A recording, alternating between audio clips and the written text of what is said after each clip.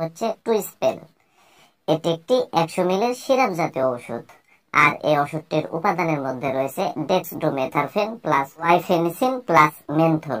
এই 3টি উপাদানের সমন্বয়ে কিন্তু এই ওষুধটিকে উৎপন্ন করা হয়েছে বা তৈরি করা হয়েছে। আর এই ওষুধটি উৎপন্ন করেছে বাংলাদেশের সুনামধন্য ওষুধ কোম্পানি বেক্সিমকো ফার্মাসিউটিক্যালস লিমিটেড। তো ওষুধটির কার্যকারিতা বলতে গেলে শুষ্ক কাশি দূর করতে এই ওষুধটিকে ব্যবহার করা হয়। বুকে জমাট বাঁধা কফ দূর করতে এই ওষুধটিকে ব্যবহার করা হয়।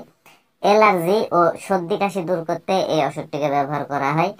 শ্বাসযন্ত্রের সংক্রমণ দূর করতে এই ওষুধটিকে ব্যবহার করা হয়।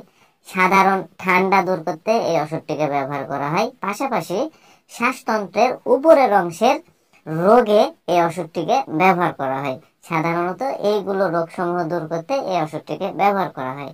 এবার আসুন যে টুইস্পেল এই সিরাপটির সেবন বিধি কি সেটি আমি আপনাদের বলে দিই। তো ওষুধটির সেবন বিধি বলতে গেলে যাদের বয়স 12 বছরের উপরে তাদের ক্ষেত্রে 1 থেকে 2 চা চামচ সিরাপ দিনে 3 থেকে 4 বার সেবন করতে হবে। আর যাদের বয়স 12 বছরের নিচে তাদের জন্য এই ওষুধটি নির্দেশিত নয়, অর্থাৎ তারা এই ওষুধটি সেবন করতে পারবে না। আর ওষুধটির পার্শ্ব প্রতিক্রিয়ার কথা যদি বলতে যাই তাহলে মাথা ঝিমঝিম ভাব হতে পারে, মাথা ব্যথা হতে পারে, তন্দ্রাচ্ছন্ন ভাব হতে পারে, ঝিমুনি হতে পারে ইত্যাদি।